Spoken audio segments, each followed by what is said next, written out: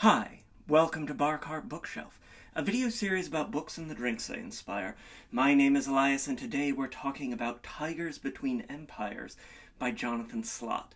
This is a bit of a diversion for us here on Bar Cart Bookshelf because Tigers Between Empires is not a novel of fantasy, science fiction, horror, not a mystery, not a romance, though it does have some of those elements, I think, throughout. It is a nonfiction account of the Siberian Tiger Project, this 30-year-long conservation effort around Amur tigers in the far east of Russia and northeast China, and the sort of efforts that went into helping the Amur tiger to regain some of its population loss, to really thrive, and to explore the continuing vulnerability of Amur tigers and the sort of ongoing complications around conservation work around the world, the ways in which it is best when it is intensely collaborative, and the ways in which conservation is really the interaction of the human and the natural, the animal, non-human animal rather, and the human animal, and ways in which we can help communities be invested in conservation efforts, and the various pressures that our fellow animals are under. It's a wonderful book. It's thrilling, it's adventurous.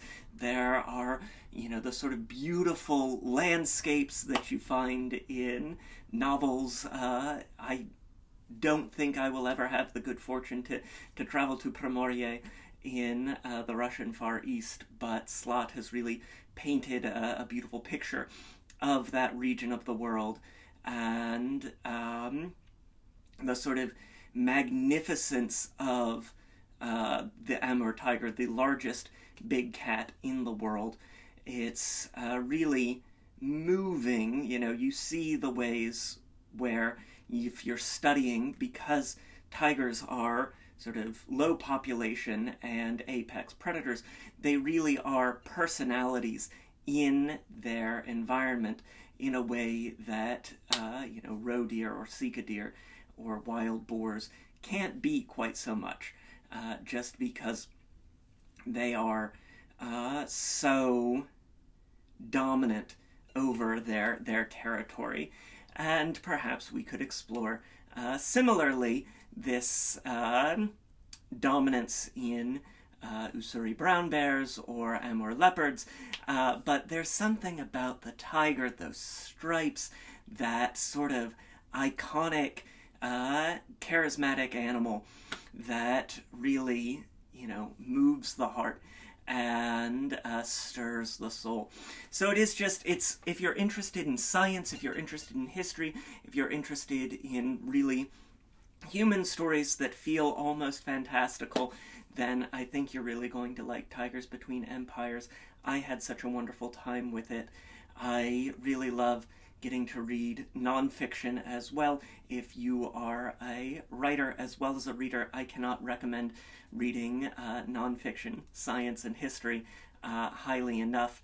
I find it really inspirational in my work, and I think you will as well.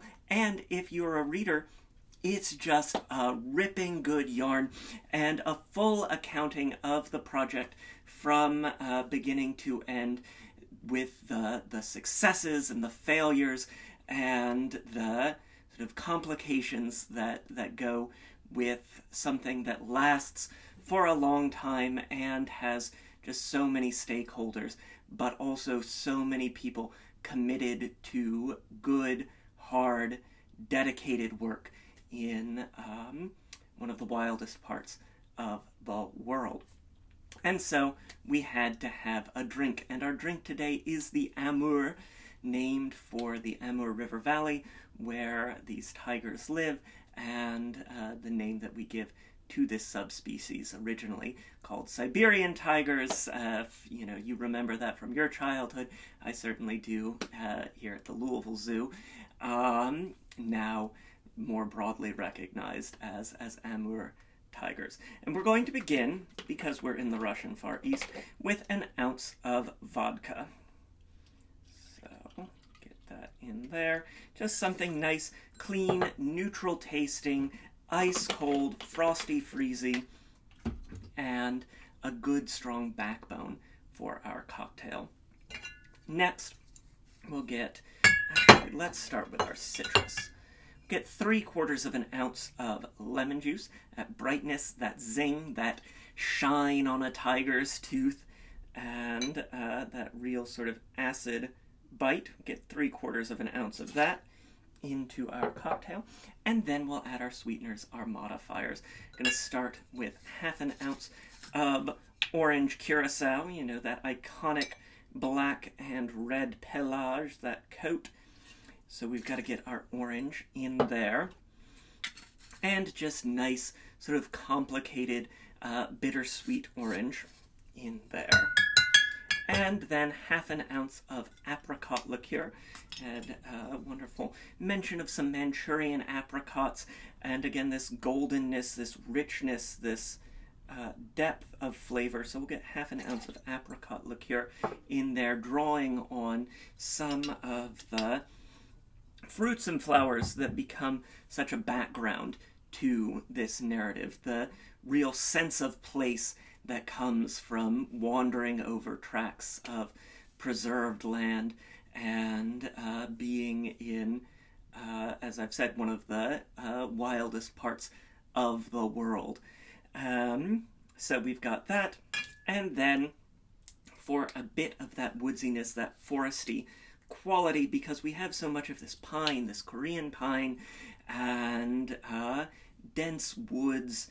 So we will get 1/4 of an ounce of Amaro Altaverde, which is one of the bitterest Amare that I have available, and one that brings just a nice bit of mouth-drying bite. Because we never forget that tigers, we don't want to interact with them too much. Like, we want the tigers to be in their preserves where they can have their territory and not come into villages, not come in to human habitation. It's dangerous for the tigers, it's dangerous for us. So we want that bit of dry mouth and that slight edge of fear that comes from interacting with such a dominant sort of species. So we've got all of this in here. We'll save these Angostura bitters for the end. We'll get our ice, crushed ice, down into our shaker. Perfect. We still have some crushed ice in our cup. We're going to shake it up, wake it up.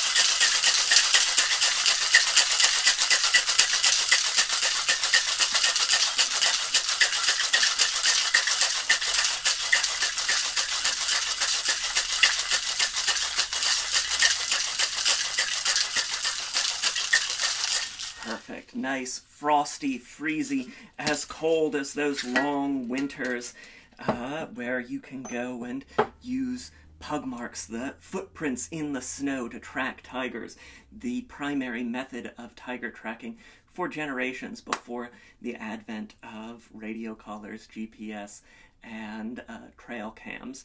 And so we get to see also this evolution of the technology and the methodology of the project and of conservation science with apex predators, big cats, and the ways that the project filtered out into broader tiger studies, broader conservation studies, and drew on the techniques being developed in other regions and as part of other projects. So we'll get the rest of our crushed ice down into our glass. There we go. Frosty freezy. Scoop up our ice. And strain our drink into there. Perfect. Nice orangey gold color, just like our tiger's coat. And then we'll take our Angostura bitters for a bit of darkness and a bit of that iconic black and orange stripe, and just get a couple of dashes up top, a crown of bitters, so that it filters on through. And when we do a float, when we do a crown of bitters like this, much like a tiger's stripes, they are always different. They're never the same. Here you have it. This is the Amur, inspired by Tigers Between Empires by Jonathan Slaght, and the Amur tiger itself. I had such a great time with this book. I have already ordered a copy of Slaught's other book, Owls of the Eastern Ice, about the Blackiston fish owl in that same region of the world. Really excited to read that here. And yeah, I've got a link to snag the book in the description down below, as well as a link to purchase my book, Cocktails and Consoles, 75 Cocktails and Mocktails Inspired by Video Games.